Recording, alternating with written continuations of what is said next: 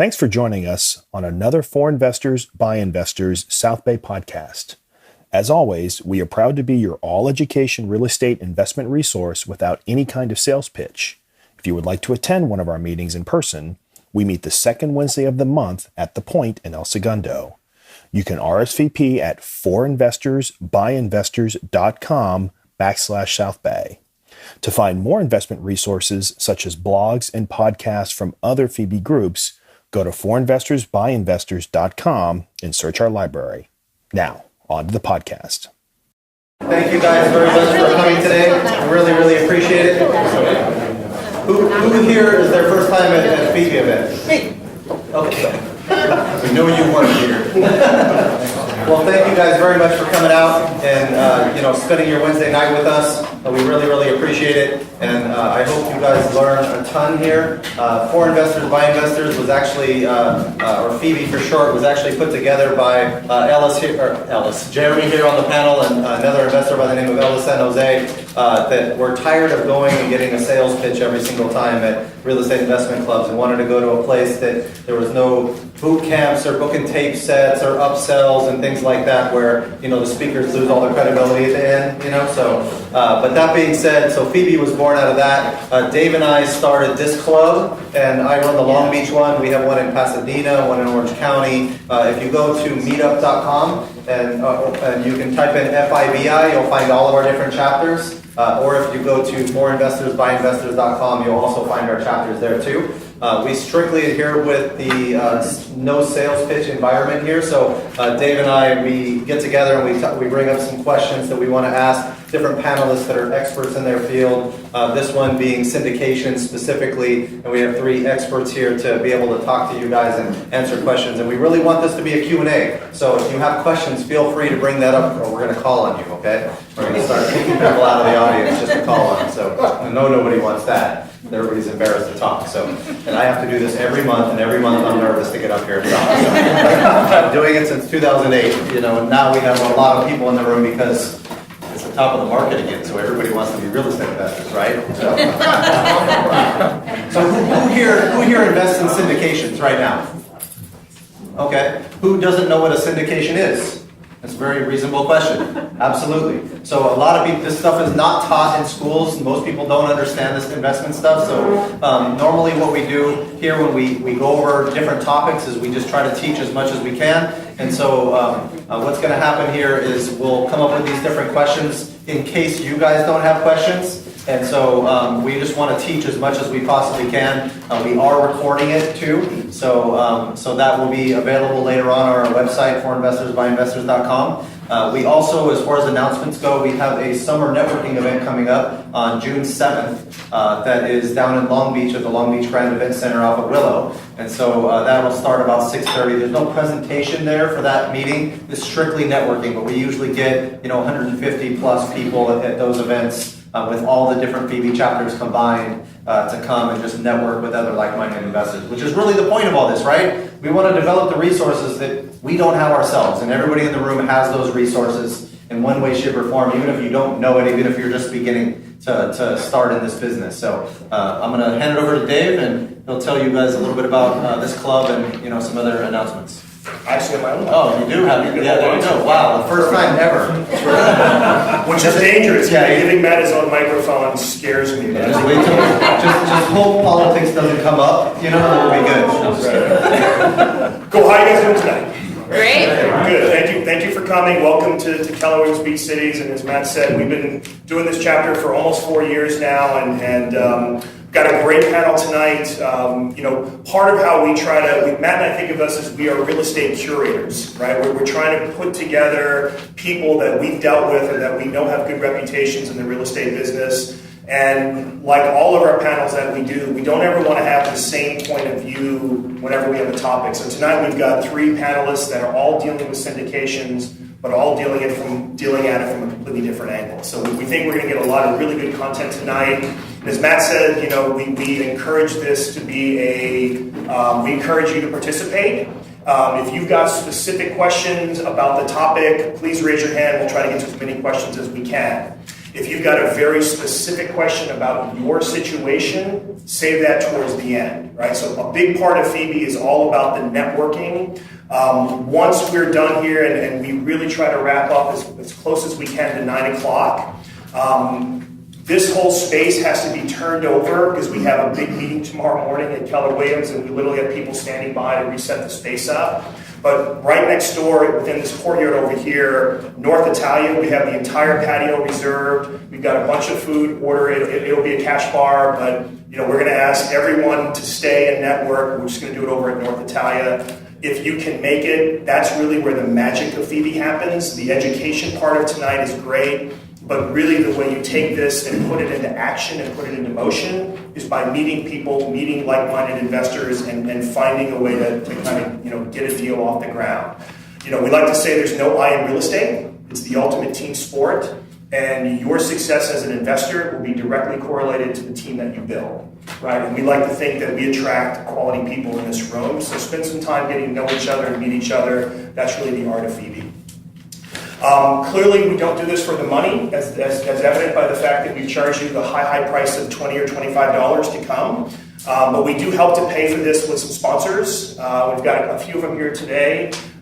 Jeff is here from UDirect. There he is. So we've got UDirect IRA. These guys, they specialize in doing self-directed IRAs, and actually Karin is on a panel next month. Right. So our meeting next month in June is all about investing in real estate for your children. And then Karin Hall, who's the owner of UDirect, will be here. If you guys have any questions about self-directed IRAs, Jeff's a good guy to ask.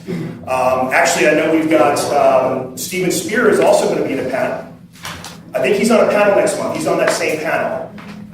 Steven Spear with Spear Woodward, they're a local attorney firm. We've got some representatives back here. Any legal questions that you have on real estate, we recommend you talk to them. Andrew's here with Andrew Westling. He's a commercial lender. So they're one of our sponsors. If you have any questions on commercial lending, we recommend you talk to Andrew. I don't see Kyle here from SBTF Consulting. I think Kyle's actually our third panelist next month. They've got information on the back table there if you want to grab some information. Is anyone from New Western here? Is Deck here? Oh, okay. Brad. Thomas, how you doing? So Brad, these guys they do wholesaling in a very extreme, massive way. So if you're looking for wholesale properties or looking to get into wholesaling, we recommend you talk to those guys. Am I missing anyone? I know we actually have, I was going to get to the overall FIBI sponsors. So for this particular club, I know I'm missing someone, but what's that? Oh, and the Farmers Insurance, that's who I'm missing. So we also have Jesse Navarro with Farmers. They're located in Redondo Beach. They also sponsor our group. And then, as Matt mentioned, FIBI as a whole, we currently have 5 active chapters. We've got over 25,000 members, most of them here in Southern California. Carol Glover back there, her firm is the firm that did all of our legal work for FIBI. And these guys they sponsor all of our FIBI chapters. So another really smart real estate attorney back there. And actually, Carol and Dave were panelists, 2 months ago? Yeah, so really smart real estate investors as well. Next month, as I mentioned, it's going to be all about investing for real estate for your children, right? So it's going to talk about generational investing in real estate. So if you're interested in that topic, I think it's up on Meetup. It's up on Meetup, so go on meetup.com and go ahead and RSVP. As you can see, we've got some limited space here. So once we get to 70, 75 people, we cut off the reservations, and then we'll be on a wait list. Last thing that I'll talk about before we introduce our panelists here, just some logistical components to this. If you do have to use the restroom, at the front desk where you checked in, there's a key, and just go there. If you walk down the hall on the left, you'll see where the restrooms are. And then we do have some more chairs stacked up behind here. So if you need to grab a chair, just grab a chair. There's some room back here if you're stuck behind the wall or you can't see. Okay, so let's go ahead and introduce our panelists. Why don't you guys each spend about 2 to 3 minutes, talk about your background, and talk about how you're currently involved in syndications. Elizabeth, why don't you go first? Sure, happy to. Thank you guys for having me. I really appreciate it. My name is Elizabeth Brayman. I am currently with Realty Mogul. I started my career off as an attorney, a technology attorney, and then did my first startup, which was a software company, and then got into real estate when I moved to California, and have been involved in 3 or 4 startup companies since then, mortgage companies, all in the commercial lending space. So my last company prior to Realty Mogul, we did CMBS, so small balance securitizations, SBA, and small balance Freddie. And my current company, Realty Mogul, is one of the largest commercial real estate crowdfunding companies in the U.S. And I used to say we are one of the largest commercial real estate crowdfunding companies in the U.S. that doesn't really do crowdfunding. And the reason for that being that we weren't doing what was technically crowdfunding. So the Jobs Act allowed for a certain number of things. We weren't really doing them, which was making investments available to non-accredited investors. What we were doing was private placements, which are syndications online. And while that was innovative, it wasn't really meeting the vision of the Jobs Act or even us as a company to be able to make real estate investing accessible to everyone. But you still, at that time, which was 3 years ago, there weren't really ways to make real estate investing online accessible to everyone. There was Title III, which you could raise $1 million, but you had to audit the financials. It just didn't make sense for real estate until Title IV came along, which allowed for these A-plus filings. They're mini IPOs. And so 9 months ago, Realty Mogul filed our first A-plus, I guess we filed it prior to that, launched our first A-plus offering, which is a public non-traded REIT. And it is not a syndication, but it's very innovative in that it allows for non-accredited investors, which are people who make less than $200,000 a year or have a net worth of less than $1 million, to invest online in real estate. And so we've been doing that. It's a pool of cash flowing commercial real estate. And the biggest innovation is we're not using the broker-dealer channel. So if has anyone ever invested in a public non-traded REIT? No? They have about 10 to 15% fee load. So that's the industry average, very high. Ours has 3%. So that's kind of the exciting piece there. But tonight we're going to talk about syndications. For us, all of our syndications are offered through Reg D 506B. And so our private placements are all for accredited investors only. So you have to have income of $200,000 over the last 2 years, or $300,000 if filing jointly, or have $1 million net worth, not including your primary residence. So we'll talk about those in further detail, but that's me and Realty Mogul. I think that's pretty awesome. You just said about 15 or 20 terms that nobody understands. I explained all of them, didn't I? Was there anything? It was almost like getting the syllabus for the whole semester, right? We're going to talk about all that stuff. It was great. The fee load stuff and that kind of thing, we'll definitely talk about further. We'll dig into it. I didn't want to talk about REITs too much because we're not talking about REITs. It's a hard topic to explain in terms that are more easily not legal jargon. Okay. So it's fee load just means your fees. Well, yeah. Well, so for example, the fee load piece. Normally people can make 3%, or they have capital raise fees and things like that they throw into the syndication cost. And so she's saying some of these REITs can charge 15%. So for every dollar that you invest, you're really getting 85 cents. Right. So you want to keep the fee load as low as you possibly can, so that most of the money is getting invested. So that was kind of the point of the fee load. Yeah, and we'll talk about fees, but we'll keep it to private. Right there you go. Syndications. We're talking syndications. Peter? Well, unlike Liz, I'm not a recovering attorney. I'm still an attorney. So that's. I am, however, a recovering big firm attorney. I was at Latham and Shepherd Mullen and some other ones. I'm at a more boutique, smaller firm, Enenstein, Rubikoff, Lavinia, and Pham. A member of the transactional department. I do real estate syndications all day long. I've got about 3 private placements on my desk, representing mainly the sponsors who are putting together multifamily. Other asset classes include office, doing an assisted living deal, So all kinds of things that put the sponsors of the real estate projects together with investors, which are sort of a short-term way of saying what a syndication is, and we'll talk more about that. And, I will try to translate the legal jargon that we are going to talk about. And I'm especially excited to be on a panel with Jeremy over here, because the last time we were in a room together, he said he looked at so many PPMs and syndications that attorneys didn't really add anything. So I'll try to add something tonight and even teach Jeremy something. So. I love it that you're giving Jeremy crap at the same time. Just so you guys know, Dave and I, I'm going to embarrass him a little bit, but not too much. Dave and I just went with Jeremy to Las Vegas to celebrate Jeremy's 10 years out of the corporate environment. You know, he's not really retired off passive cash flow. He could be, but he's also working, you know, still to find new investments and focuses really hard. We try to compare calendars to mess with each other. But over dinner, a couple of the other guys wanted to embarrass him and kept saying, to Jeremy being rich every single time in front of everybody, and he was pretty embarrassed. It was absolutely awesome, but you know. And that's the only story we're going to tell. Yes, no, exactly. The worst part of all this was that I actually couldn't drink at the time. So I was not drinking and listening to this all night. So, It was pretty awesome. Jeremy, why don't you kind of talk about your syndication background, please? Thank you. okay, all right. I got very scared about you talking about it.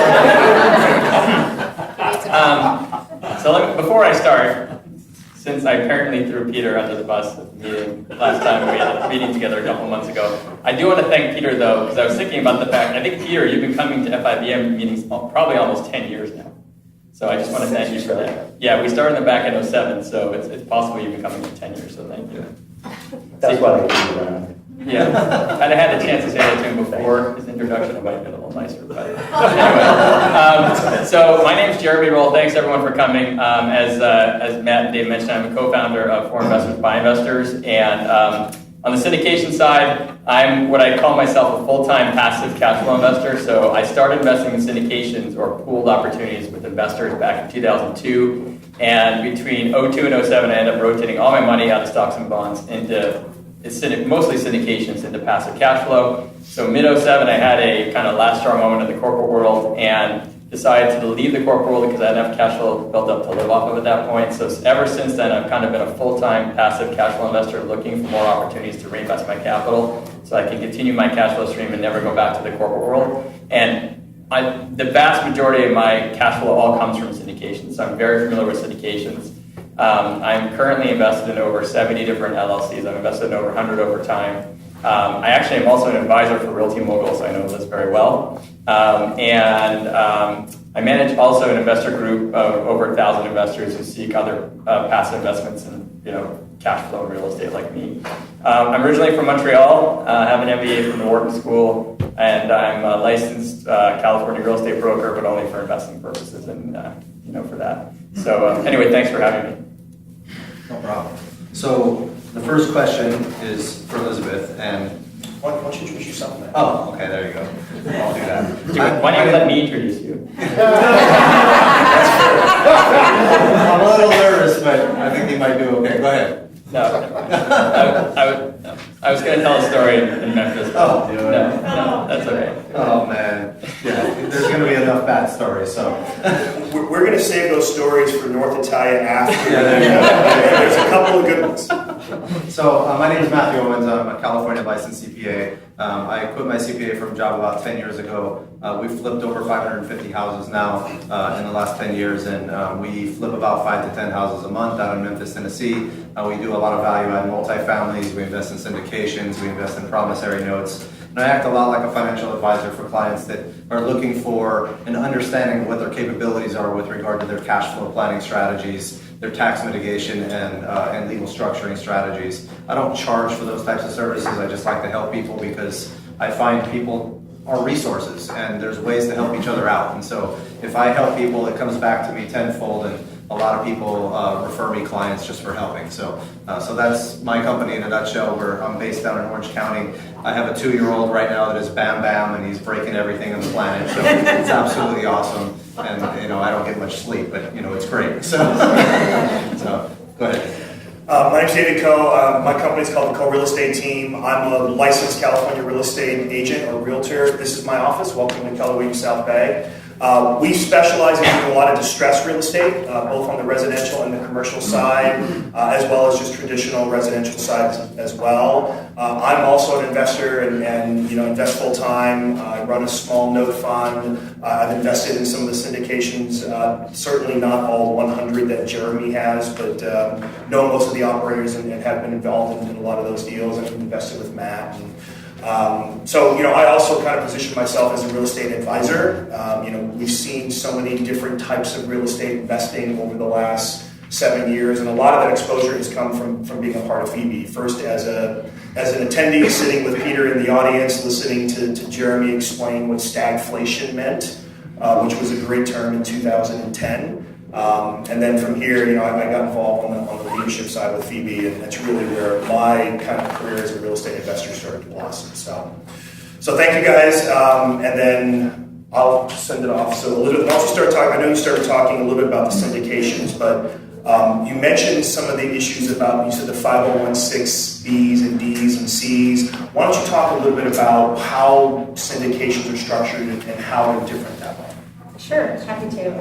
And I also want to just give a shout out to Jeremy, who is actually one of our advisors and one of the smartest people I know. And am I allowed to say that I am an investor with you? I guess I'm allowed to say it, I just did. And I would be an investor with Matt if he'd let me. But the quality problems, Matt, quality problems. 506B is a private placement. And what that means, or what that historically has meant, is that you have to be an accredited investor and you have to have a pre-existing relationship. And the pre-existing relationship part has kind of been an evolving thing over time, but as we are able to now, our platform is a broker-dealer, so we raise capital for third parties. So sponsors come to us needing capital, we raise the capital for them, and we put basically a Realty Mogul 59 LLC together. It's a SPE, a single purpose entity. And the purpose of doing this is because most sponsors don't want to have 50 or 60 investors in a particular transaction. It's not efficient for them because they're going to have to do 50 or 60 K1s, 50 or 60 distributions every quarter, 50 or 60 emails out to all of those different investors. So it's a very efficient and elegant way of doing business to syndicate by pooling all these investors and going through a platform like ours where we have the technology to be able to do all of the distributions through ACH, doing all of the reporting online, we have a dashboard, and we do all of the legal. So there's tremendous efficiencies to having a syndicator do all that work because we do all of our K1s are automated. We send out nothing paper, which is great because I'm in some private placements where I get checks every quarter, and it's kind of a pain when you have a lot of, I'm sure Jeremy gets how many 70 checks every quarter. He's like, has to go to the bank a lot. It's mostly electronic now, honestly. Yeah. It used to be a ridiculous amount of checks. In the past 3 to 5 years, it's really transitioned. It's getting better because I literally have checks that just sit there and you're like, oh, I'm going to go and deal with this. When I was first starting to deal with Jeremy, like so many times we'd be on the phone and he'd be complaining that he had to go back to the bank to deposit all these checks, and I'd be like, dude, quality problems. Yeah. It does. You sound really stupid when you're like, I gotta go to the bank again. I gotta deposit checks. I just want to clarify. I did not expect this coming here tonight, by the way. but I just want to clarify. I have a pool of about 40 ATM machines. I used to get a separate check for every single one every month. So every month I got to go, and then the machines didn't used to accept 10 at once. They used to be 1 at once. That's what I was complaining to you about. So somewhat fair. When you get a check for 37 cents, you're so there's a certain elegance to the structure of a private placement, and I am Series 7, Series 63, so I'm allowed to actually sell securities on behalf of our broker-dealer. And when I talk to investors, they often ask, like, what's the benefit of doing a private placement? And there's a bunch.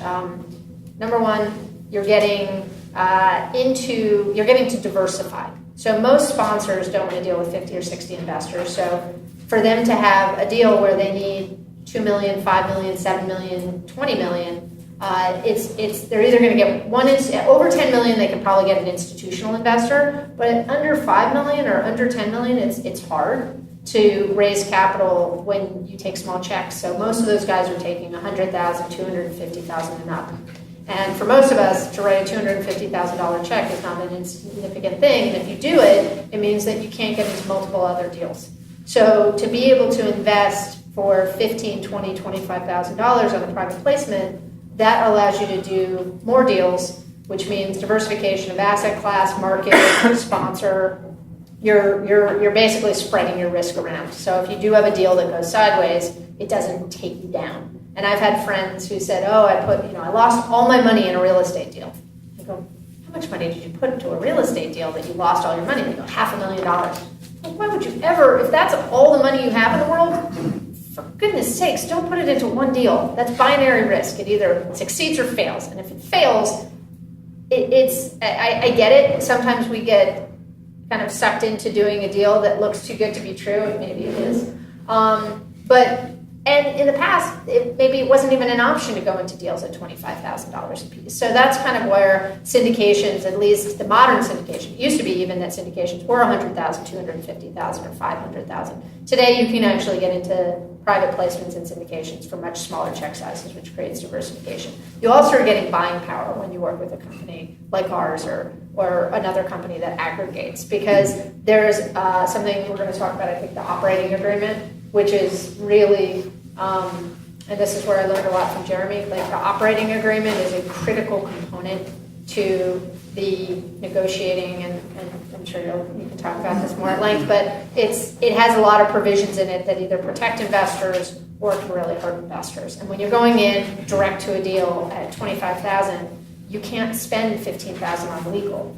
But when you're coming in as a group for $1 million or $2 million, and the managing member is able to negotiate the legal with the sponsor directly, it creates some efficiencies and some protections. So someone's looking out for your interest as an investor, and that's kind of what we do at our company, is we make sure that you don't end up getting into an agreement that has suckers clauses. So sometimes people that raise capital directly from friends and family, they get a little lazy. Their agreements allow them to do certain things like, commit fraud without being removed. How do you want to handle questions? Interim or just wait to the end? If you have one, you raise your hand. Okay. Well, the question would be, do you have a minimum size deal that you prefer that's cost effective? For us, exactly. So we can't efficiently raise less than $1 million. For us, it's just the amount of underwriting, because as a broker-dealer, we're a fiduciary. So we underwrite every deal. And a lot of broker-dealers don't have a real estate focus. We only do real estate. So there's some broker-dealers that outsource their underwriting. I will tell you, I've read some of them. The quality of it is definitely not to our head of credit, Megan Goodfellow's standards. So I feel really proud of the product that we put out there, because we really dig in. We spend almost $1 million a year on data, like really looking at each market in a granular way. And we're disciplined about our investing parameters. So there's different ways of doing it. I don't think there's any particularly right or wrong way of doing it, but a 506B is a private placement. And to finish up your question, a 506C is it's a general solicitation, and the only real difference is 506B, you tell me you're an accredited investor, okay, that's the only due diligence I need to do. If you do a 506C, I have to say, okay, prove it. And with a 506C, I have to get your bank statements, your tax returns, your CPA letter. I have to actually prove it and have it on file that you're an accredited investor. But in exchange, I can market the deal generally. So I can go out to market, I can do a billboard, I can do radio announcements, I can do all sorts of things, which in the past, with a private placement, I have a couple deals on my platform right now. I can't even mention them in this room because they're private. Whereas a general solicitation, you can scream it from the mountaintops and say, I have a general solicitation, I have this deal. Doesn't mean you can invest in it. You may be that you're not an accredited investor, in which case you can know about it but not invest in it. So that's the big difference. Right. So Peter, on that, like most of these things you mentioned operating agreement, you mentioned PPM. Talk about some of the components of what the legal structure is on a syndicated deal. Can I just interrupt for a second? I'm sorry. Don't worry, I'm not going to do bad things to you tonight. Just ask Jeremy, and he'll be, Just a clarification. So for those of you who are non-accredited investors, the 506B that Liz is referring to, Realty Mogul doesn't allow for non-accredited 506B investors. But if you're ever looking at one of those deals, some of them, it's actually at the discretion of the sponsor. So some of them will require accredited investors only, but some will allow up to 35 non-accredited investors per law. That's the maximum they can take. So there are some syndications that are 506Bs that allow for non-accredited investors and accredited investors, just not on Realty Mogul. Yeah, thank you for clarifying that. Yeah, no, we have no way of doing that because we have no way of doing that. But yes, you can have 35. And just to speak English here with some of the language, a sponsor is basically an operator that's doing all the work on a deal. So a self-storage operator or a mobile home park operator or multifamily operator, they're going to different people like Realty Mogul to raise the capital for their deal. And all the 506 things she's talking about are just basically different filings with the SEC that you're allowed or not allowed to do different things with. Just kind of to clarify. So is the operator picking out the real estate? Yes. Exactly. You have nothing to do with that. We're basically the marketplace. Okay. So deals come in, we decide whether we're going to do them, and then deals go out and we raise the capital. So we're a dual-sided marketplace. I say passive real estate investors who have money meet active real estate investors who need money. So that's kind of, hopefully that clarifies. Peter, could you kind of explain also in more simplistic terms what a syndication is in reality and then kind of the structures as well? Thanks. Sure. So the idea of a syndication it's very easy. It's a sponsor who has a project, let's say it's a multifamily project, needs, that person who has that project has the expertise, they have the property, but they need money. So they go to all of you, they go to passive investors, and they bring in other people's money, basically. It's like that Naughty by Nature song, OPP, but this is OPM. So a syndication really is just using other people's money to create, build, add value to a real estate project. That's in the legal jargon translated, that's pretty much what it is. And these deals are structured pretty much of the two classes of equity. So the sponsor will have one class, which is the active, the manager, the sponsor class. Say that will be class B, class A, and these are normally structured as limited liability companies or sometimes, and in the past, more limited partnerships. But the idea being the limited partner or the investor class is a totally passive class, meaning you basically give your money to the operator or to the manager of that syndication, and they do all the work. They go rent the property, they build the property, they pick all the furnishings, they choose the tenants, and you say, hopefully they're doing a good job and they're going to come back and give me a check or 20 checks if it's, in Jeremy's case. By the way, my syndications that I did with you never made money. I never got checks. Anyway, so... Can I ask something quick? They also take on the debt. So that's important to note because I forgot to mention that. And that's one of the big reasons why people like investing in private placements is because you're not taking on the liability of the debt. Yeah, you're capping your losses. Could you describe the difference between structuring an LLC versus an LP? No. The advantage? So I honestly, not to be glib, I don't really think there's that much of a difference if you're using an LLC or an LP from a liability protection. And I'm not a tax person, so maybe a tax person, but I don't think as a passive investor there's any tax benefit or detriment. I think the LLC is a more newer form of entity. A lot of foreign investors and foreign jurisdictions don't have the concept of an LLC. So if you're raising money from foreign investors and other folks outside the U.S., I think people tend to use LPs because they're more sort of understood and have the word partnership in them. But most of my clients these days use LLCs. I don't know if that's true for everybody else. Yeah, I'm going to say it's 99% of what I see is all LLCs. Yeah. And actually the only instance where I see an LP, there's an odd instance here and there, but being from Canada, if you're a Canadian investor, for example, and you invest in an LLC in the US, you have horrible tax consequences doing that, which people don't realize there. Whereas if you invest in an LP, it's actually a lot more favorable because the Canadian government will recognize the LP but not the LLC, to Peter's point. So that's the only thing I can think of, honestly, in terms of the differences. Yeah. So going back to the documentation, you have, as was previously mentioned, an operating agreement, which is sort of the details and the way that the company itself is controlled. And often you'll have an entity that holds the property, and above that you will have the entity, let's say the property is a multifamily, and I keep saying multifamily because a lot of my clients are multifamily operators.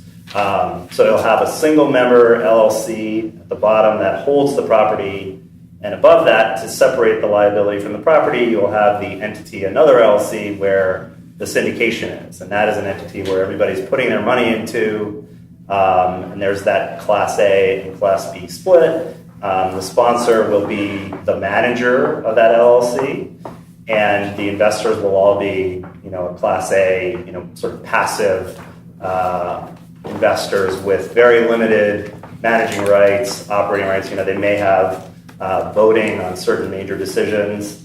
If you're lucky enough to be in a Realty Mogul deal, maybe they're bringing in more money, so they have a few more decisions. And then you get all the way up to kind of the JV joint venture end of the spectrum, where it's the sponsor and one large either equity player or somebody who's bringing in all of the money. And then you have sort of more ability to demand, more control and more voting rights. So that's kind of the structure. And then you have the private placement memorandum, as was previously mentioned, which is the sort of disclosure document, 100-page document that you give to all of your investors if you're the sponsor, that says, here's the structure of the deal, here's all the fees, and then you have 40 pages of here's everything that could go wrong in the deal, and maybe 2 pages of here's why you'll make money. So, and that really is a disclosure document to tell your investors, and particularly important if you have non-accredited investors, although we can talk about when you use a PPM or when you don't, but you want to tell all of your investors as a sponsor, here's all of the risks, here's everything that could go wrong, here's all of the people that we're going to make fees before we pay you, and here's how you're going to make money. So everything is disclosed, and nobody can come back and say, you didn't tell me this property was built on a gas station. Well, yes, I did. It's on page 67 of that 100-page document, which you said that you got. So. And just to clarify as well, when all this is you have your operator, your sponsor that is buying an asset in an LLC. You're buying shares of the LLC that basically own the asset, and you are passive. You're giving up control and you're relying on the operator that you've done a lot of homework on before you invest with them to do what they say they're going to do, and you've done the background checks, you've gone through and done all the homework on these deals to make sure that happens. And then you have the PPM, which is almost another word for a legally written business plan. And then the operating agreement basically says, this is what the operator can and can't do. So in simplistic terms, and Peter's going to clarify for sure, I'm just saying like in very general terms. Well, you also need an executive summary, don't you?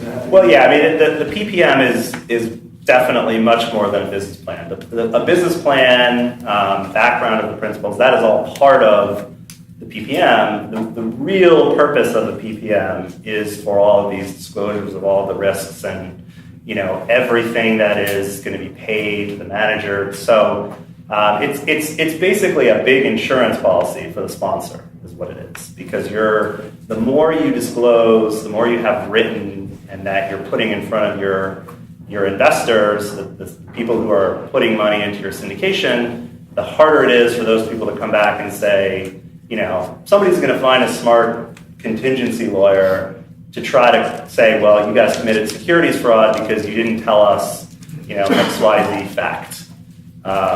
And that's why even in a lot of situations where deals have only accredited investors, a lot of my clients who are raising a large amount of money, they will always do a full private placement because of that disclosure risk. And I don't know if you want to keep talking about PPMs, but Can I just try to, I know this is a very complicated topic. Just from an investor perspective, the easiest way to think of it is you're going to get 3 documents initially to review, typically. First is an overview, which could be between 10 and 30 pages, which is your basic business plan or high-level overview. I call it a business plan, and it's an overview. I'm trying to understand what the operator is trying to accomplish. And then the second document would be the private placement memorandum, or PPM, which is this 100-page document the attorneys typically put together that has all the risks and a little more detail about what's going to happen in the opportunity. And then the third one is the LLC operating agreement, which is basically the rules that dictate what the managers allowed and not allowed to do. Literally, it's the rule book for the LLC. And they're all very important because you want to read the business plan to start to get a high level. You don't need to bother with reading the PPM if it's not a good fit for you, right? So the first thing you do is you read the overview, determine if it's an opportunity that makes sense for you. Then the second step could be to read the PPM for the risks and disclosures. I like to say that reviewing the operating agreement is very important too because, like Liz mentioned before, there could be some rules in the operating agreement you may not agree with. It could be about cash calls, and maybe they're forced or not forced and have all some delusion in it. There may be reporting or not have reporting requirements that, not to protect you. So there's all these things you look for in the rules. And so they're all serve a different purpose. They're all very important. So, Question. Yeah, Sorry. Does the operator normally have skin in the game? Do they put money in the deal or? Yeah, that's a good question. So, the answer is it's not mandatory.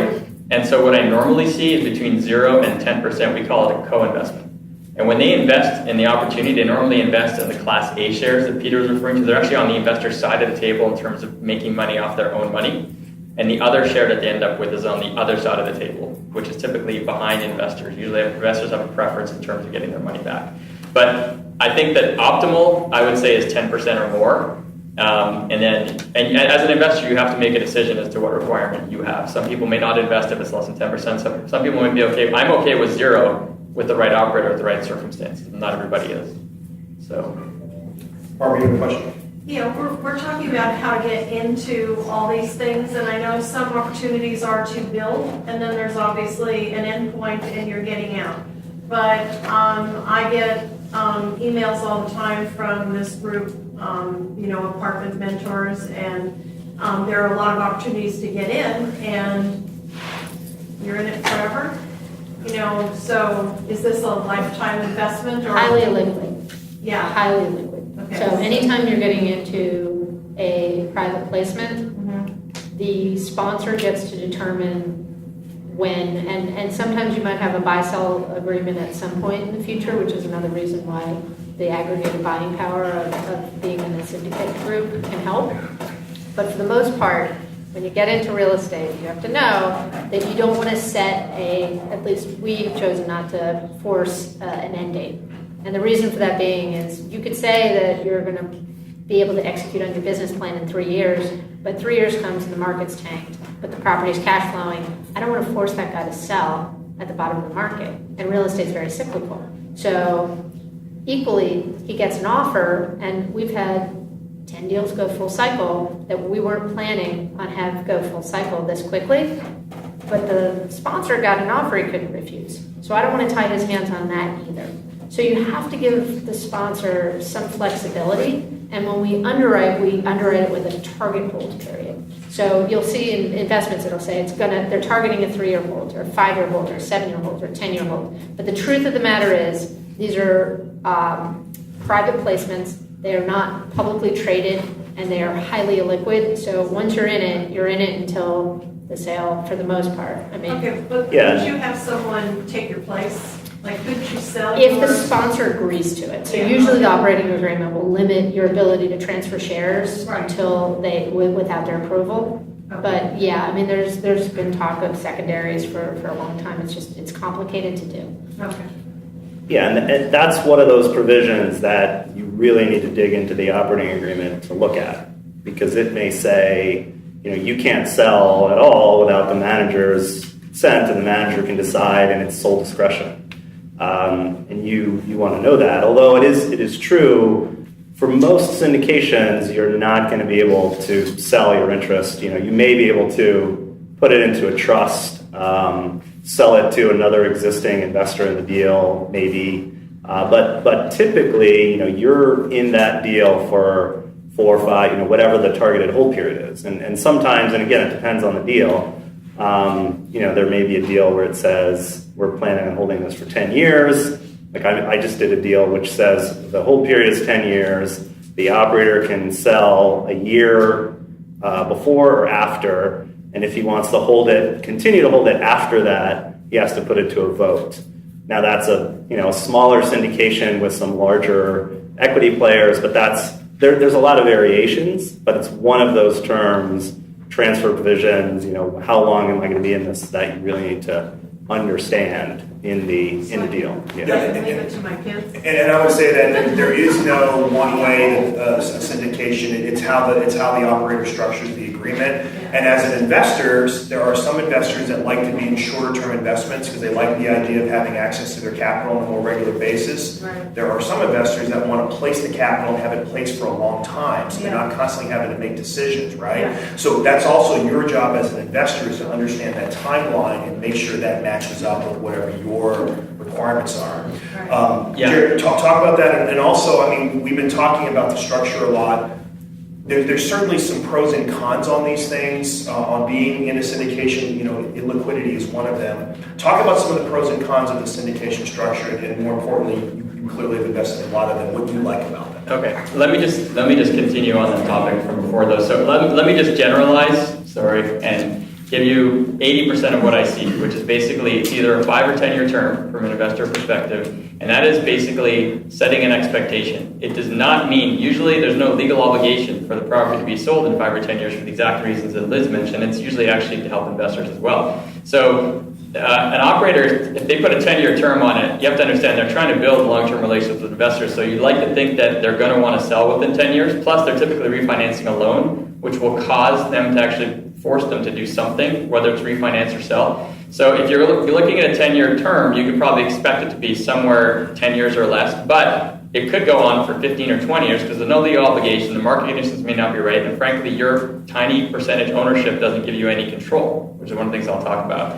in a second. So that's the reality of how long it typically go on for. Now, the most common, and this can be done anyway, but the most common thing I see if you want to sell your shares is that, first of all, it's illegal to sell your shares within the first year according to the SEC. They don't allow you to flip your shares.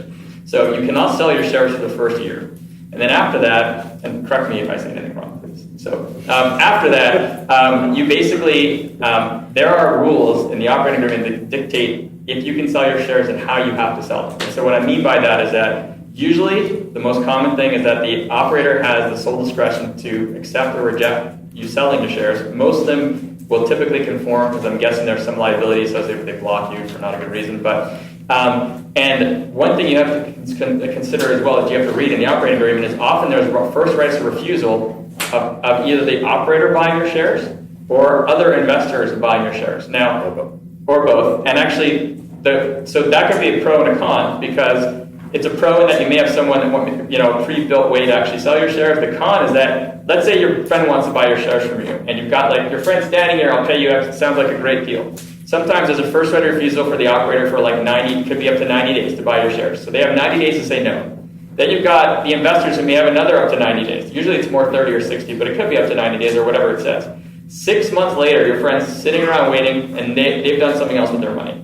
And nobody else wanted to buy the shares in the meantime. So you need to really consider it illiquid and only kind of having to liquidate in case of an emergency. So you have to be willing to part with this money for typically a longer term. And the last thing I'll say, and then we'll move on to that question, is that this is a very illiquid market, and therefore the buyer has a lot of the control in the negotiation. So I would not expect to get 100 cents on the dollar of either what you put in or what it's truly worth today, because you're not going to go pay X thousands of dollars probably for an appraisal to prove what the property is worth at the time, even if you have an idea what it might be worth or a range of what's reasonable. So an investor is taking a risk if they're coming in and replacing you, and usually they're going to negotiate a discount because of the illiquidity and also because they're moving into an illiquid position as well. So selling is not optimal. It's not impossible. I've actually been involved in purchase transactions. I've sold shares myself before. I've seen other people do it. It's not impossible, but it should not be done unless it's the last resort, in my opinion. There's just too many cons associated with it. But that's what's good about the amount of money that you can invest is it's smaller chunks of money that you can diversify across the board and really not have to get out if you don't need to. So, question? I just wanted to hear your guys' thoughts on the secondary market, the current state of affairs in the secondary markets. I know there's a company, CFX Markets, that trades some of these types of syndications, well, more REITs is what I see them trading. But I remember seeing a really mogul deal there once, and maybe a couple other crowds. They never got it. Yeah, I'm not sure. I talked to the guy. That was a while back. Yeah, he was like, well, if we were going to actually get someone to buy it, then we would come to you. Okay. But it is interesting. Our name is on there. We have not, I mean, because we would have to go, I believe, I can't remember what our operating agreement says, because they would be buying basically shares in our LLC. But there are wide-reaching implications. So you also potentially have to get approval from the senior lender. So it's complicated. It's not that simple. These are not intended to be freely traded securities. So you guys don't see that on the horizon anytime soon, where private placements are being traded in the secondary market? It's just way too complicated. I've seen some companies try to do it. Well, they might want to partner with a crowdfunding site and say, look, we understand how this crowdfunding site underwrites, so we can trust that if it's a Realty Mogul deal, that they've had 10 people look at it, underwrite it a certain way to a certain quality. And so we'll create a platform where we know that if we get a Realty Mogul deal up on the platform, it's starting from a really good place. The problem is that, like, if sponsor ABC has a deal I invested in and they're fraudulent, I go sell because I think they're fraudulent. They have no way of knowing it. At this point, they don't know them at all. They have no idea how the deal was under. It's a lot of work to be able to really get down to it. And frankly, all the information is confidential. They may not be able to get access to any of it to even look at it. It's really, really tough. And think about how much an appraisal costs to sell $25,000 on a $30,000 appraisal, and then have your attorneys get involved because someone's got to look at it. Yeah, I mean, there have been these sort of secondary markets that have tried to crop up, and if you think about it, like Realty Mogul has done, I mean, the internet seems to be the ideal place to bring all these folks together, and there ought to be a marketplace for these interests in various syndications. But remember, the going back to the 20s and 30s when all the securities regulations were promulgated. They were promulgated because of all the fraud, the 33 Act, 34, all of the fraud that was going on in the markets. And so there really was this divide between, okay, if you're going to announce your deal and it's going to be available to the public, that is a public offering. And you have all this slew of stuff and, that you have to disclose in financials and money. And on the other side, you have, private exempt offerings that are really private. There's a little bit of a blurred line now. But if you have a whole new marketplace where all of these, syndication pieces are available, and like Jeremy said, nobody can do, the people who have or maybe not have done diligence on those are not the people who are then in the marketplace, and you have no way of regulating that. I think there's a long way to go before that is a viable. I mean, it seems like it should be, but I think that there's a long way to go to get to a secure marketplace for sort of the secondary trading of syndication interests. We'll go here, then we'll go here. Thank you. Hi. We are actually on the other side. We're operators, and so we put deals together. And I was wondering, so far we've tried to be really good about vetting our investors and making sure that it's a fit both for them and for us. But I'm wondering, as our experience continues, I'm sure at some point there will be an investor who is a pain in the butt, is something happens, I don't know, is challenging everything and becomes difficult. So are there ways in the operating agreement or some way in the deal to set things up? I mean, we have a very specific, we have all the stuff that you're talking about, we do all of that, we put all our disclosures together, we have operating agreements, we send all of that stuff. But I'm just curious if you have seen situations where specific investors get difficult, and if there are ways to try and prevent that ahead of time. And if you can't, what do you do if can you kick somebody out, I guess? It's like riding a motorcycle. When, it's not if you're going to fall, it's when. There's some crazy investors out there. Yeah, no, I mean, Absolutely crazy. the answer is you absolutely, the more deals you do, you absolutely will have investors who will give you a hard time. And it tends to be, I mean, assuming that you're doing everything correctly and you're, abiding by, it tends to be often smaller investors who give you a hard time and make the most noise. They're the most stressed because they are putting more of their money on the line. Yes, yeah, I mean, but there are things you can do.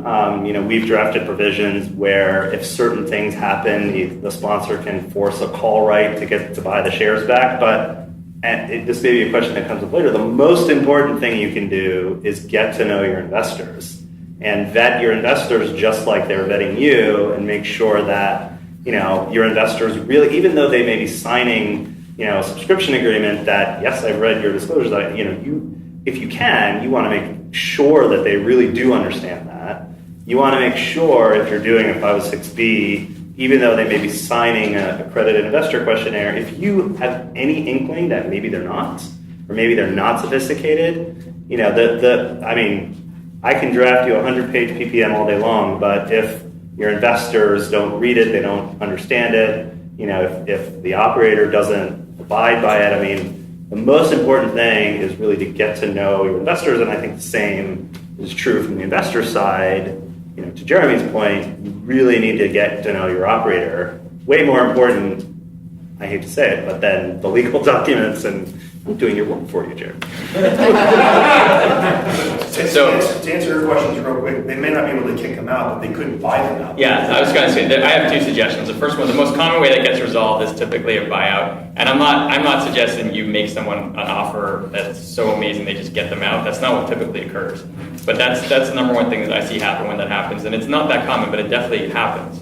The other thing I would caution you of is that some of the buyback provisions and stuff, because you could put anything you want in your documents, but if investors actually read it and see it, I would say that, I end up consulting a lot of different opportunities too, so I get both sides of the coin. And the thing that I always tell the sponsors is you want to create the least amount of hurdles possible to not give someone a reason not to invest. Hurdles can be all kinds of different things. It could be a structure they're not used to seeing. It could be certain provisions in the operating agreement that they're not used to reading. And if they see a buyback, if I saw a buyback provision and it was kind of more of a blanket provision that gave you a lot more power, I probably wouldn't invest, because I'm not going in with the intention of getting bought out at par in 4 years from now. I'm actually taking equity risk and want to actually participate in the upside, for example. So just be careful if you're going to consider that type of thing. Yeah, I think that's like a lawsuit waiting to happen. Because I know as an investor, I've gone into deals and I saw buyback and I was like, oh gosh, no. Why would I ever do that? Why would I put myself at risk that the deal's going great, and then they come back to me and they go, yeah, it's doing so great. Thank you so much for giving us the money to buy into this deal, and now that it's de-risked, and now that it's doing great, I'm going to buy you out. No. I wouldn't do it personally, but I think to your point. We're not doing that? No. But to your point, what you can do is just not let an investor that looks like they're going to be problematic into future deals. So there's nothing requiring you to continue a relationship with an investor who's starting to show signs that they're going to be difficult. And as you get bigger and as you grow, you don't need them. You don't need the headache. And if they are a smaller investor, you frankly, just stop showing them deals. You can do that. Yeah, to be honest, this is probably one of the most important things you can do when you're raising capital from investors, is making sure that they really do understand what you're talking about. I've had investors that they've signed trustee releases and sent it to closing and knew they were getting paid off, and then get paid off and then yell at my closing agent that they got their money back. There's crazy people out there that you have to be careful about. And to be honest, this one investor I stopped letting invest because he just, even though it was over and over the same investment type, he just was not getting it. It wasn't clicking in his head how it worked. And understanding that up front will avoid so many problems down the line, right? So understanding if they're emotional or not too can be a problem as well. And understanding that and making sure that you've explained it till you're blue in the face if you're really having an investor that you're not sure of. Question. I was just asking about the upside of these types of deals for Jeremy. I know you're saying that, are they cash flow investments? They're literally, so the question was about the upside and what type of investment. Literally you can, any risk spectrum you can look at. I mean, you can look at a development that will last for 5 years before it's even finished, and you can look at something that's cash flowing, that's 100% occupied, 300-unit apartment building that literally will start to accumulate cash flow the minute you close. So I'm very low risk, probably more so than normal. And so I live off the cash flow and completely depend on the cash flow. So I look for predictability and I go into really stabilized stuff. But that you can find everything and anything in between. What are the tax consequences that you take for certain deals? Are you investing safety? Yeah, so I'll start. So I'm not an accountant or an attorney or anything. So I'll just give you my perspective as an investor. So one of the great things about real estate is that there's certain tax deferral, let's call it. So for example, depreciation that you get to actually flow through to you. So in a way, because of the way I invest in most of the deals that I invest in, I have like an unfairly low, really unjustly low tax rate. Because at the end of the year, let's just say that Opportunity X, this apartment building in Texas, I got $1,000 of cash flow in a year. Usually my K1, which is the tax statement, says, income X, but then net taxable income is like negative $40 or something. Because the expenses and the depreciation flow through is defer the taxes. Now, you don't not pay the taxes. You have to pay them at a later date, but you do pay them back and recapture at the capital gains rate, which is very favorable, right? So it's not ordinary income. So you have both the benefit of paying it at the moment at a favorable rate in the future, and you also don't necessarily, and it depends on the asset class too. So mobile home parks, for example, you get to depreciate the land more quickly than normal land, but you don't necessarily have 100% tax deferral because the depreciation doesn't necessarily cover everything. Whereas an apartment building is more commonly something you may get full deferral on because you're actually got more structure that you're actually depreciating. So everything's different. But it's definitely one of the advantages of investing in real estate specifically is a lot of the tax deferral. But if you're investing in the note fund, you don't get as much tax advantages because you've got paper, you can't depreciate that. So just like the individual asset will have tax advantages over other asset classes, the same thing in syndication. It depends on what the asset class is being syndicated is. We had a question here, and then I'll go over here. Can you talk about your experience with calls for additional cash infusions? How that has worked? We don't do them. So we negotiate with our sponsors that we will not accept capital calls because we can't. Our investors are coming into a single purpose LLC. It's one of the other benefits of working with a syndication platform or someone who's doing the syndications is if I have 50 people in my LLC that's invested into the title holding entity, and one of my 50 guys says, I'm not calling, I'm not coughing up $50. Well, then everyone else is in default. So I necessarily can't permit capital calls because it could allow unfair dilution. We'd be in violation of the operating agreement if we permitted it or had a requirement and we weren't able to meet that requirement. So I can't put my investors in that situation. So what we do instead is one of two things.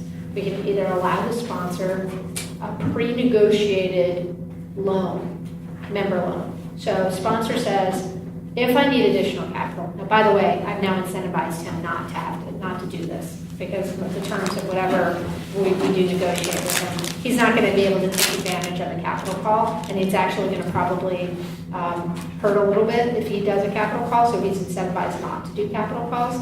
He can either do a member loan and cap that so that he's not able to unduly profit because it is going to be dilutive to our investors, or he can do a one-to-one dilution. But in no event is he able to do something where he can dilute us disproportionately for not coming in with the capital. And because we're aggregating all this capital and coming in with meaningful checks, the sponsors generally will agree to that term. But it is a big deal because we're saying to our investors, if you put in $25,000, you're not signing on to the debt, and that loss is capped at $25,000, which, as you know, in real estate is not necessarily the case because if you put money into buying a house and you sign on to the loan and the thing needs a new roof, well, you might end up both being liable on the debt as well as having your own personal capital call, having to come in with additional capital to do expensive repairs.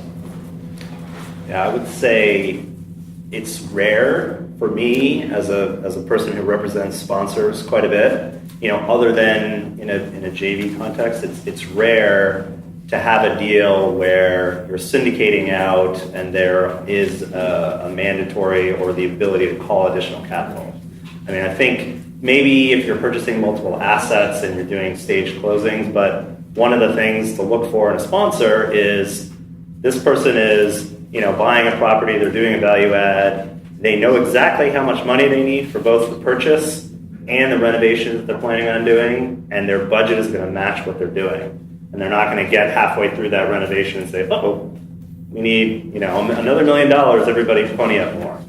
So I think if you've looked at a lot of these, if you see a syndication that has a mandatory additional capital call, that's potentially a red flag for, investing or not investing in that deal. What do you think? Is there any positive benefits of having a capital call, Jeremy, into one of these funds?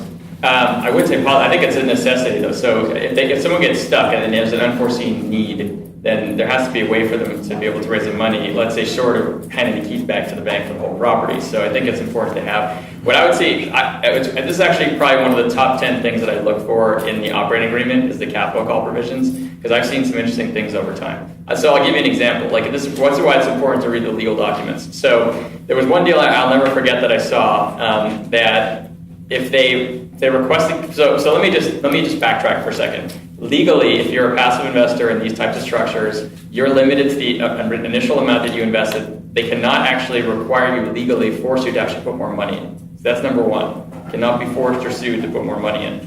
So if there is a capital call, then typically they're going to request it either as a loan or as equity. And I'll get into that in a second. But the one thing that I saw once was if they required a capital call for any amount of dollars for any reason, if you didn't actually give them money within 3 days, you were diluted by 50% of your holdings, no matter how much the capital call was. Now, I actually looked at that and said, God help the investors who didn't read this and are just going to invest, because that's really what it comes down to, right? Anybody who reads that and who understands it would probably at the very least question it and hopefully just not bother investing in it. And this is why it's important to read documents, because the sponsors can actually put any rules in place that they want. This is why it's important to get an attorney if you don't understand this stuff to review this. Like someone like Peter that can understand those types of provisions and really help you. Yeah, so... And not a trust attorney or not your brother-in-law who has a law degree, someone who does this all the time. And I just want to point out that I'm not saying that operator was fraudulent, I don't know them, but if I'm the operator and I put that rule in place, well, I'm going to put a capital call on day 3 for $1 million a person, and then whoever doesn't give me $1 million gets diluted. I get 50% more of the equity in 3 days, right? So, and literally you go sue that person and those are the rules. And there's actually, I'm not an attorney, but theoretically, legally, I don't think I have any actual recourse, right? So it's really important to read the rules. But what I would say, what I look for is, and actually sometimes I'm in the position of negotiating on behalf of my investor group for these types of things. And one of the things I like to negotiate is, I prefer to see that a capital call start with debt or loan so that I'm not being diluted. So I like to have it in 4 steps. So step 1 is, the ability for the sponsor to get a loan from individual member, so an actual investor in the deal, at a predetermined interest rate. And then number 2 is if no one's willing to provide a loan, then go ahead and get a loan from somebody else at a capped interest rate from the outside. And then step 3 is, okay, if we can't get loans, so now we're in a debt position, so now we're going to go start look at dilution. So take equity from the original investors at that point first, and then whoever can't actually cover that, you can go get equity from other investors outside. That's what I personally like. It's just my own preference, and that's what I try to negotiate usually. There's pros and cons to doing it, debt or equity. I just don't like the idea of getting diluted in case it happens. And can you explain dilution? I don't think everyone maybe grasps what that means. Dilution. So trying to think about the easiest math to use for this. So let's say you invest $1 and they need another 50 cents from you because something has gone way wrong and they didn't predict it. You can't afford to put that 50 cents in. Somebody else is putting it on your behalf. So you would have been in at $1.50, but now you're in at $1, so you're going to get diluted down. Your ownership interest is going to go down because you couldn't fork up the full $1.50, and whoever else puts that money in your place is going to get that percentage of shares away from you. So you had 100% of your shares here, and now you've got less shares after that. That's dilution. to make it simple. And this type of a provision that Jeremy's saying that is necessary to see in there for unforeseen circumstances. This is the type of thing that's important when you're looking at an operator to understand what their experience is, to understand that Are they allocating enough money? Did they put a rehab buffer in place? Did they go through and allocate enough reserves on the side for these extra unforeseen circumstances that can come up? Now, it can't happen in every single situation. There's going to be these events that can occur, but at the same time, you are really are betting on your operator as much as you can. So your due diligence on the operator is even more important than your due diligence on the actual investment in itself.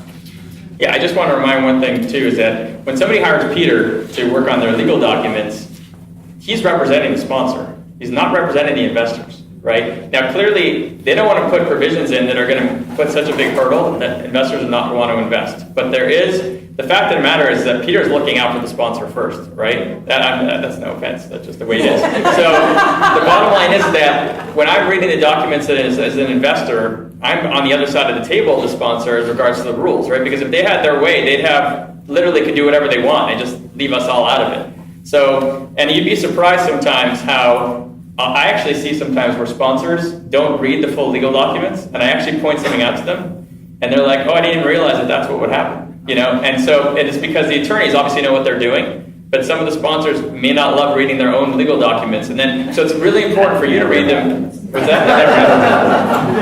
That's because you go over every provision with them to make sure they understand it. But yeah, see, so that's the reality. So that's why it's even more important as an investor. You got to just read the rules and know what you're getting into, and don't even necessarily assume that the operator knows them all, but just know them for yourself. Is there a standard operating agreement, quote unquote standard? No. I mean, there's a basic. They all follow the basic construct, but every attorney has had their fingers in it, so.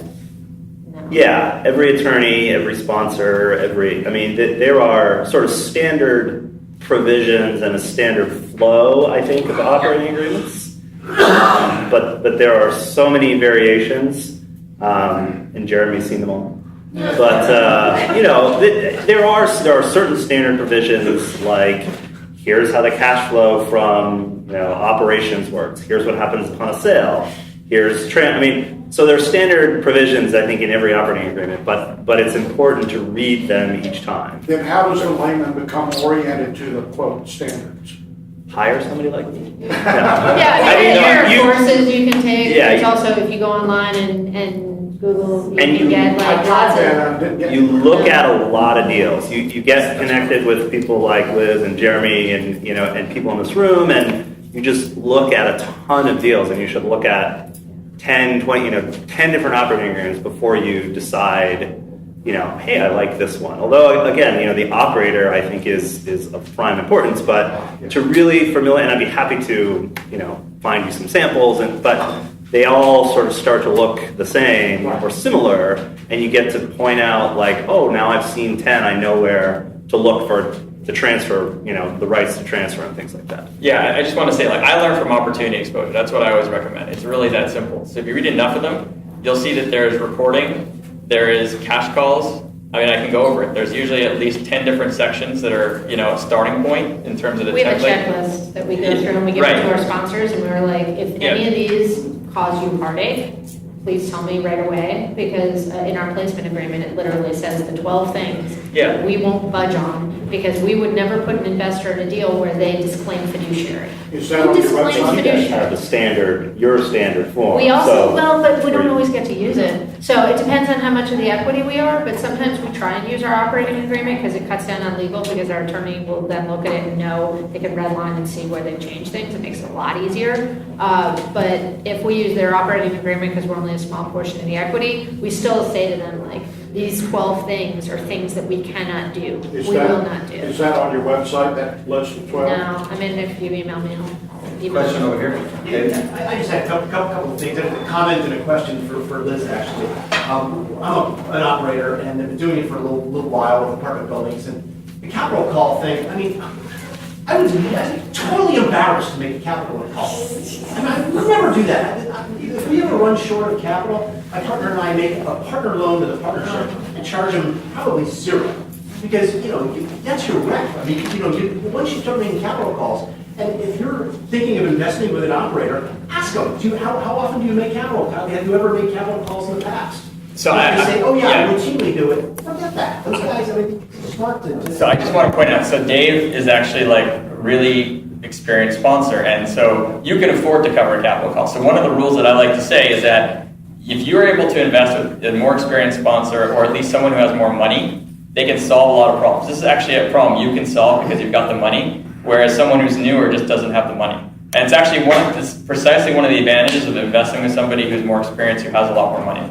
And they could just literally lend, they could literally lend the LLC money. You don't even know they're lending it if they need to, even if it's for like a day to cover something. Yeah. So We don't get pushback on it from any of our sponsors. We never, it's one of the things that like, it would, to that point, our sponsors would be horrified to do a capital call. Yeah. And if they ever did, they're gonna pony up the money. So that's one of the provisions, and I've negotiated, dozens on behalf of the firm that I've talked to sponsors and they never, ever touch that one. But, yeah, let me tell you, though, as an investor, what's much more common than a capital call, and especially if you're a cash flow investor like me, is that there could be something that comes up with the property that requires a diversion of some of the cash flow that would have been distributed to you that go towards whatever it has to, so that you're actually getting less cash. And I'll give you a great example. I have an investment in Canada. It's a single-story office building, and we have a government tenant who's actually literally now caused us to expand the building 3 times. And of course, every time the government wants you to expand the building, you're going to do it, okay? Because it's a government tenant, it's going to add a lot more value.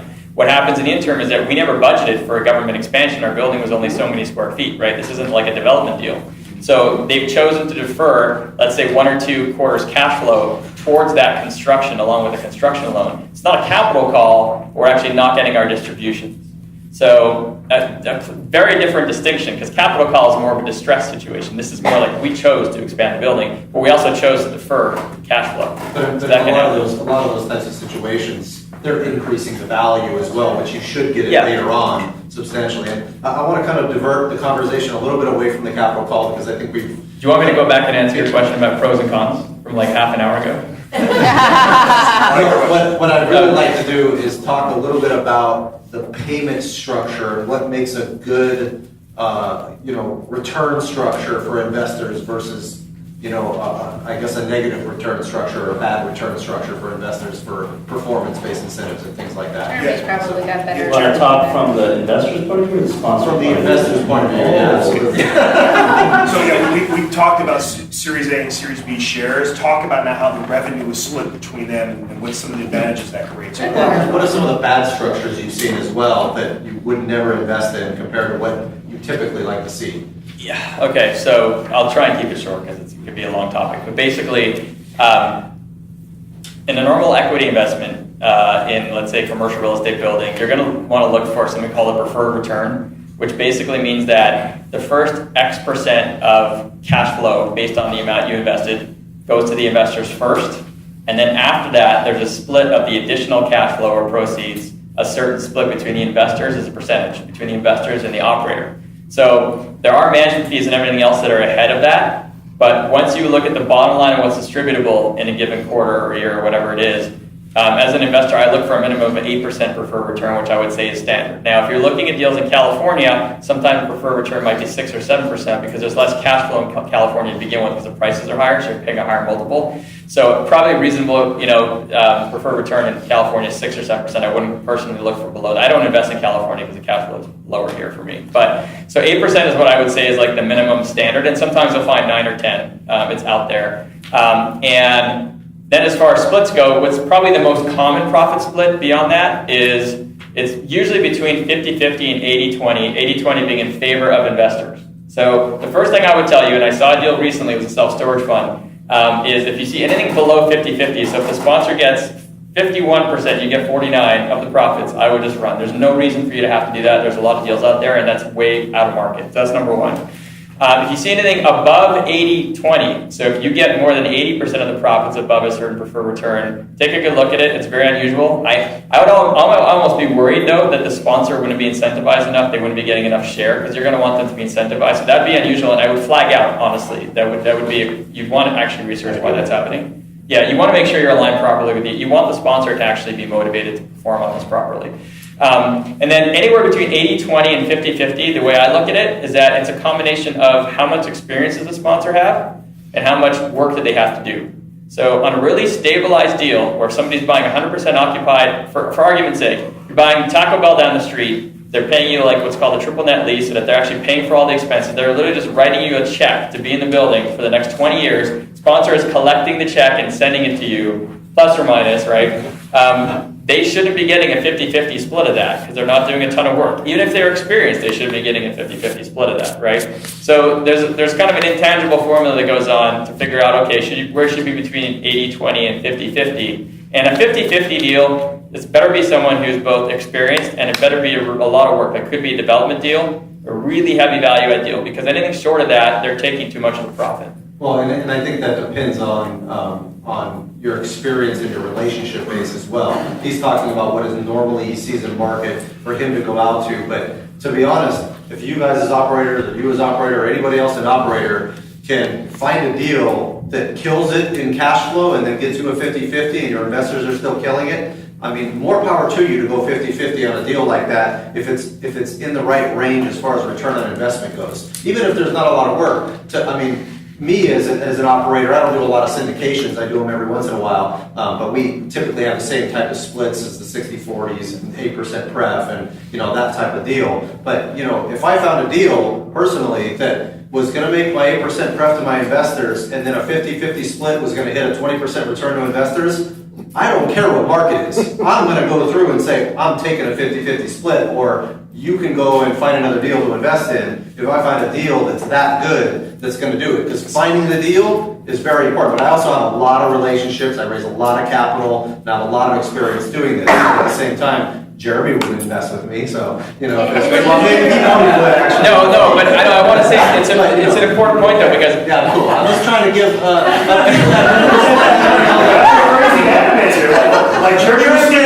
I'm trying to bring this excitement to the room about finding good deals.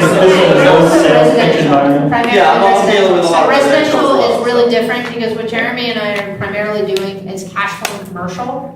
And so when you have a current cash flow, it's a different risk profile on the residential. For me, on residential deals, I think you should put the pref up higher because then you're de-risking it for the investor a little bit. So I would go into a 50-50 deal if I had a 10 pref on it because I'd say, look, I'm either getting a great return and I'm okay with the sponsor getting a 50-50. But just from our perspective, when we put out deals that have 50-50, it's really hard to raise capital because it's not quite market.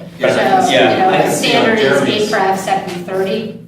On Jeremy's, I've done the 80-20 split, and I'm amazed that the operator is doing that. Yeah, I'm not going to complain if I think someone should be taking 65 and they're taking 80-20 if they're okay with it. But I am very careful to make sure that they actually have enough of the deal they're going to be incentivized. But I want to just go back to a point you made, which is really important. As an investor, it's not just about targeting a return. Like Matt, the sponsor, may say, look, screw you, I'm going to give you this. This is a high enough return, so take it or leave it, right? Because he has enough investors, and screw you is a little harsh. But and it's being recorded. It's kind of we felt but anyway. I've had one beer, I'm a little buzzed already. So. I haven't had anything for the record. So, but as an investor, part of the situation is that you should be getting a higher return for more risk. So if you look at something and let's say the split's too high, but the return's still high, you should still have to question, like, why is the return so high? Is it that Matt found this really unbelievable deal? That's one thing, right? Is it that there's a tremendous amount of risk and the return looks okay, but should I be getting even a higher return because there's just a lot of risk there? So don't just focus. You want to make sure you're getting a fair deal on the investor side of the table. Just be careful with just focusing on the return, though. Yeah, I agree 100%. Yeah, risk matters. On the flip side, it also depends on how long did I go without saying it depends? The whole night so far. That's awesome. As a lawyer, I say it depends a lot. But it does. It depends on the sponsor profile as well. Like we have a very successful multifamily operator that's a family office, and they do deals with 100% of the cash flow from the operations to the investors because they can wait until the property sells, and they always sell within 5 to 7 years. They've been doing this for 40 years. So they make their money on the sales, and it's cash flow 100% along the way to the investors. And that's, I think, a rare structure, but it works out very well for both sides.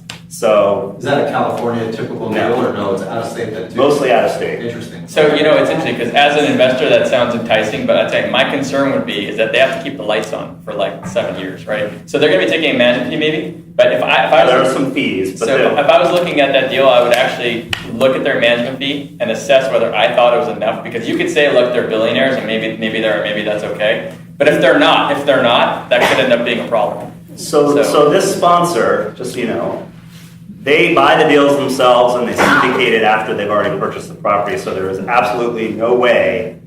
Well, I'll send it. We'll talk. They've been around for a long time. The point being, there's a lot of different structures, and sometimes you see something that's a little bit out of the ordinary, and if you vet the deal and look at the sponsor, it can still be a really good deal. I think you have to be careful, like what Jeremy was saying about the management fee piece too, because you don't want that management fee. Most management fees are before the pref, right? So, so they, all of them are. So they get an assets under management fee or a management fee based on revenue, and so that comes before the preferred return. So you want to make sure they're not making too much in management fees off your money before you're making money, especially if you're not hitting your preferred return and things like that. So and for those of you who are asking the question, how do I know if the management fee is too high? The real way is to go opportunity exposure. This is how I learned everything myself. I've been doing it 15 years, but still, I was at point A 15 years ago. And you want to read 10 or 15. If you're looking at investing in an apartment deal, there is a standard that is a typical market range of what a management fee should be. And the way you learn it, if you don't know someone who can answer for you, is you look at 15 different multifamily deals, and you'll see the management fee will be within a certain range, and there's outliers. And you want to just stay away from the outliers. And I just would add to that, if you are seeing deals where you're like, oh, this is a sweet deal, and I'm going to knock it out of the park, certain investors are going to look at that with a lot of suspicion. Oh, yeah. So when I see deals that they say, this is going to be a 58 IRR, I know that's not the market. I know that's not likely. Right. And I was on a Shark Tank panel with a developer, and he threw out a horrible split. And whenever I was being really diplomatic, and I looked at him and he said, it doesn't hurt to ask. And I said, well, it actually absolutely does. Because you've just shown yourself to be like rookie on the block, because these are ridiculous splits and your returns are not realistic. And unfortunately, what you've just told me is you didn't do your homework, you don't know what you're doing. And so when you see returns that are, that was not nice. But if you look at, he's like, it can't hurt to ask. I'm like, it actually did. I was nicer when I was talking to him. But the point being that if your returns look outrageously high, and we're in a rising interest rate environment, and we have people coming to our platform all the time and saying, oh, this other platform still has great returns. Well, it's not that we're looking at worse deals. We're all looking at the same deals. They all come to the same platforms. It's not, we basically,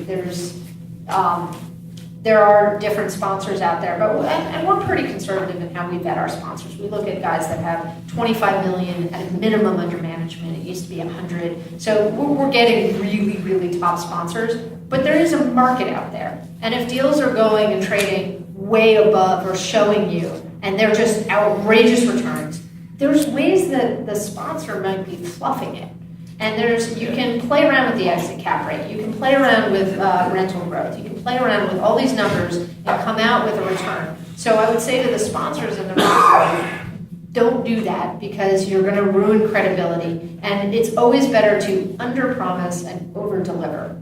So if you go out to market and you're talking to your investors and you're showing a more realistic, more market return, if you're Matt and you find these amazing deals, you don't have to promise, or trust me, anytime you put out any kind of returns, your investors feel like you're promising it. No matter what you say, cut it back. Cut it to a reasonable place. Take a look at what your assumptions are. See if you can be more conservative in certain places and be more realistic, or be more, forward-looking and saying, okay, the market isn't going to appreciate that much, even if you think it's going to. Well, then great. If you're right, you're a rock star. If you're wrong, you didn't sell the moon. And I think that's a really important thing to know in syndications is you want to be like, one of the things we learned is we had sponsors that would say to us, I'm going to make a distribution in the first quarter on a value add deal. And then no one ever did. And the reason why they never did is because they needed to get their bearings to see what expenses were going to be. And so now, you just don't do that. So on almost all of our deals, we were doing them on an annualized basis, so it didn't really matter. But now we try and show quarterly, and when you do that, you should be projecting at, you're more conservative. You push out your distributions, especially in value-add deals, because you got to take some time to catch your bearings in the first couple quarters to figure out what expenses really are, because whatever the pro forma is on the guy that sold it to you, their P&L, you're not going to operate the property the same way. You've got to add the value too, right? Whatever it is, it's not like it's construction takes time. Yes. So I want to. We've got about 15 minutes left here. I want to talk about two subjects that we've kind of touched on, but really haven't really gathered a lot of momentum on. Number one is due diligence, which you kind of started talking about, and number two is diversification. We really haven't talked about how investing this way helps create diversification.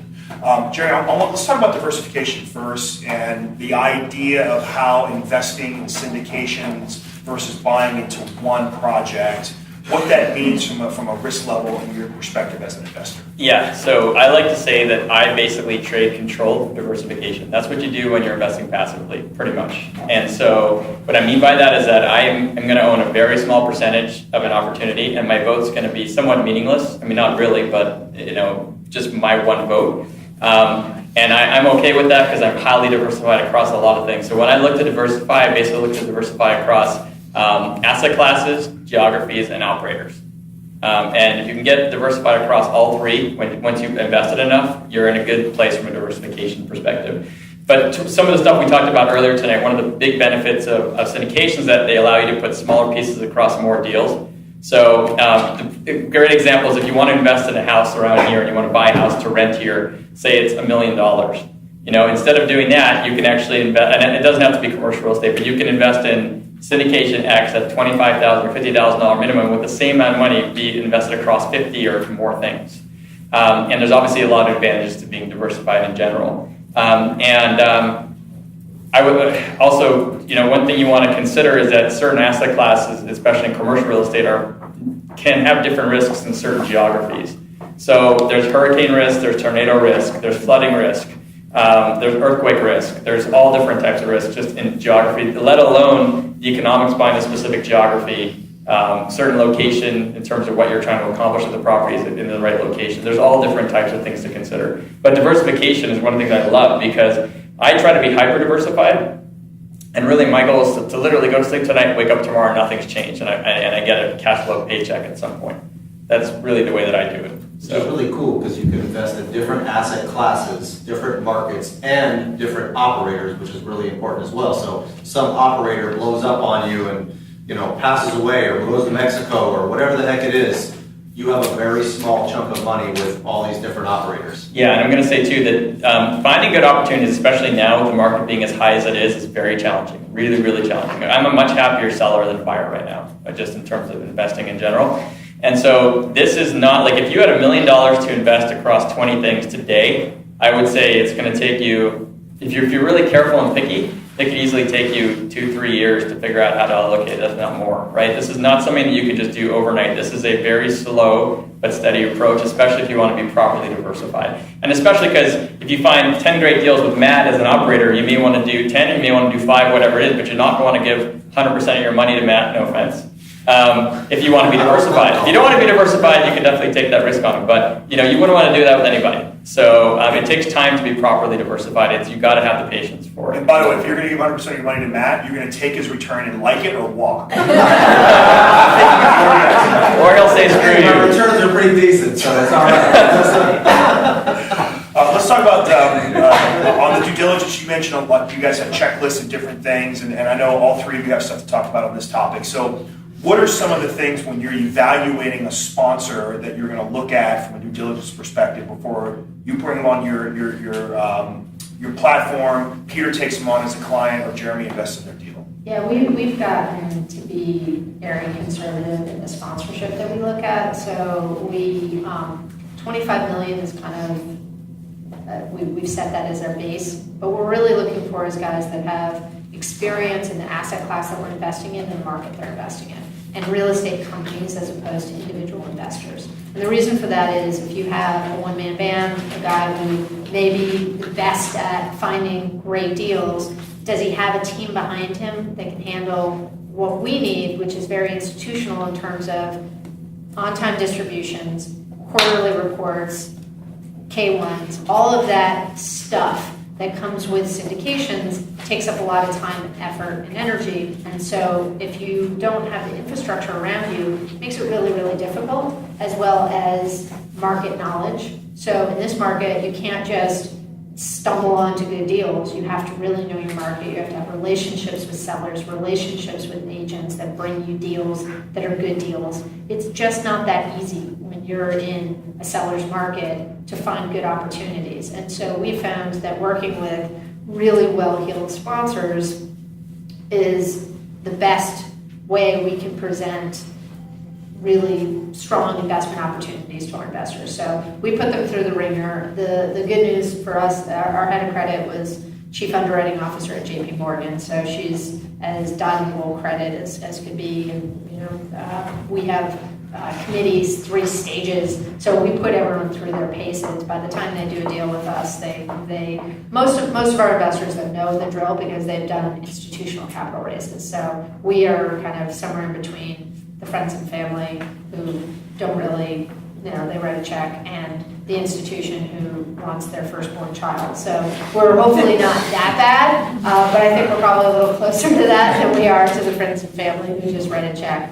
It's a process, but it's really for us, we're a fiduciary. So as a broker-dealer, we don't get to, we've thought about it, and we're like, yeah, it would be great if we could help some emerging managers, what they call them when they don't have experience. It's a nice way of saying they have no experience, they're emerging. But for us, it's too much of a gamble, it's too much of a risk for the passive real estate investors out there to be able to understand what they're getting themselves into. That's why we don't do development, we don't do land, we don't do hospitality, we don't do a lot of things that we just think the risk profile is way too high for a retail investor who is a doctor, a lawyer, an Indian chief who doesn't know real estate as well as our team does. So that would be. Peter, are there, when you have someone who comes in and wants to hire you, clearly you don't want someone who's going to drag you into a lawsuit in 3 years. So what type of things do you do when you're evaluating a client? Yeah, no, I think it's really a small community. The same sponsors and the same lawyers, the same brokers. People. We look for clients. We vet clients just like they vet us. We look for people with good reputations. We do certainly represent emerging sponsors. We have a lot of smaller clients and a lot of larger ones as well. They have to be able to pay, number one. But we really do, we sort of interview clients just like you would interview your lawyer. We want to work with the right clients and people with the right temperament. They have to be able to listen. They have to be able to sort of take direction. And it obviously helps if they're, business savvy to begin with. And certainly I think you're, going to have, with the market the way it is, if you're not sort of business savvy and you don't have a good lawyer, accountant, some sort of a team that's behind you, it's going to be really difficult to get, to a capital raise or, find investors. And, we like people who have some deals under their belt. Maybe they've done a property with, friends and family, and now they're looking to do their first syndication or raise their first fund. It's sort of the same as what everybody else is saying. We're not, only representing the folks that are on Liz's, on Realty Mogul's platform, but we want to work with people who, are sort of business savvy, understand the value of a good attorney. Can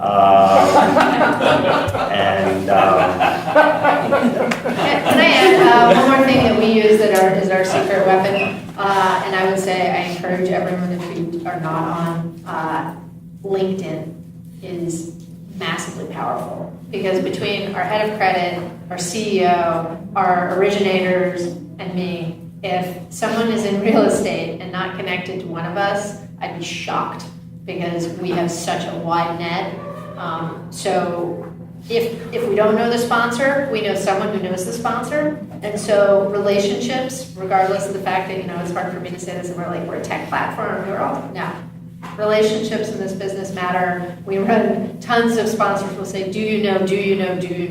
Because if someone else has had a bad experience, now we do background and credit checks, and we're doing all sorts of deep dive, but we also use our personal network. And I can tell you that when we sit in investment committee, it's very common that someone will say, I worked on this deal before, or I worked with this sponsor before, or I know his broker, or I know, the connections are constant. Because as big a world as it is, as big a commercial real estate world as it is, it's still fairly small. And the top operators, it's the guys in our range. I should say the guys in our range, because there are institutional guys that are up there that are doing, $100 million projects and up. We're not doing that. But the guys that are in our kind of general world, there's someone that knows them, and reputations follow you, and it's really, really important and impactful, and something that I encourage anyone who's either doing deals or investing in deals. When you're doing business with someone, if you don't know them, use your network, use your friends, use whomever you can, and LinkedIn is a great way, because I was on the phone with someone today, and he was a real estate broker, and I said, I'm sure if we spent 5 minutes on the phone, we'd figure out who we know in common. And then, joking, I was like, I put his name in LinkedIn, I said, we're 47 people we know in common. He was like, you're kidding. I'm like, no, I've got a list of 47 people on LinkedIn that you and I are connected with. 47 people. That's how small a world it is. Jeremy, talk about your process. Yeah, before I do that, I just want to clarify something with Peter. So, I was hoping it wasn't me. Whoever has not been to an FIBI meeting before, it is not usually this entertaining, even though this is a complicated topic. But all the panels I'm on are So I was actually on a panel at a meeting 2 months ago at Century City, and Peter was actually in the audience, and I made a joke about attorneys, and I pointed at Peter, but what I was trying to say...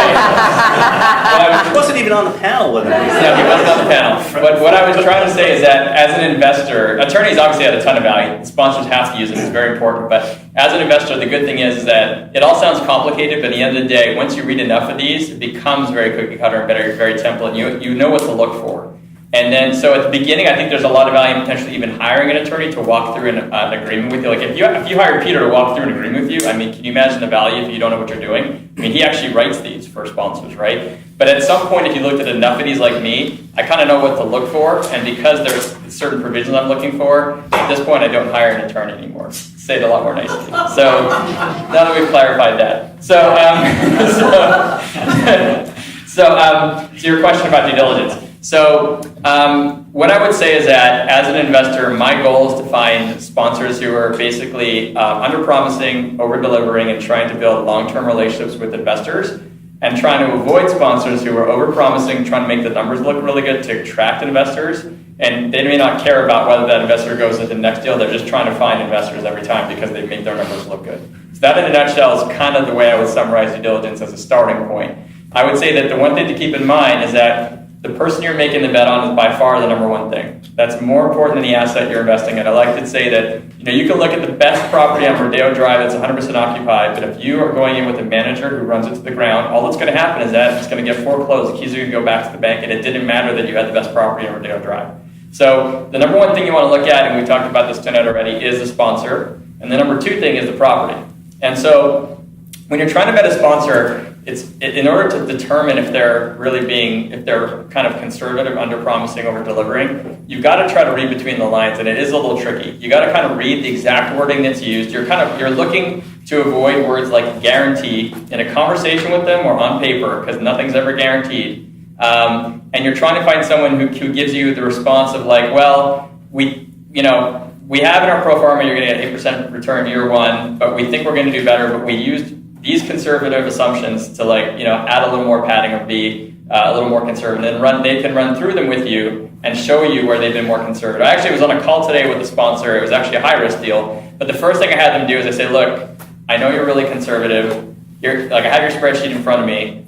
Why don't you go ahead and tell me what I need to plug into it to actually, so I can see what you think the returns are going to be. And they literally had me fill in 10 different cells and overwrite them. And then I saw the returns they actually think they're going to get, and there was a huge spread. So immediately I knew how much padding was in there. And I wasn't surprised. I've invested with them many times before, and I knew well enough to even ask them that at the beginning. But that's the kind of sponsor you're looking for, who's just padding the deal so that there's a ton of padding. Background checks are critical. I have never talked to, and actually I haven't talked to that many investors over time who've been part of a scam or a fraud or Ponzi scheme, but when I have found the odd one, I always ask them this question. Did you do background checks before you invested? And I have yet to find somebody who says, yes, I did a background check before I invested, but who actually got scammed or got into a Ponzi scheme. So background checks are critical. I always do them on all the managers. Getting access to really good background check companies is hard. You have to have a real company with a real address, and they actually come to your location and check it before they approve you. So if you can't get access to that, you can hire a private investigator who will literally go into the same software and run it for you for $200 instead of the $20 a month you're going to pay the other service. But just make sure you're doing background checks. That's really critical. And anyway, I know we don't have that much time. There's a lot of steps you can go through on due diligence, but I just touched upon the highlight. I also think, what to look for on the background check is important.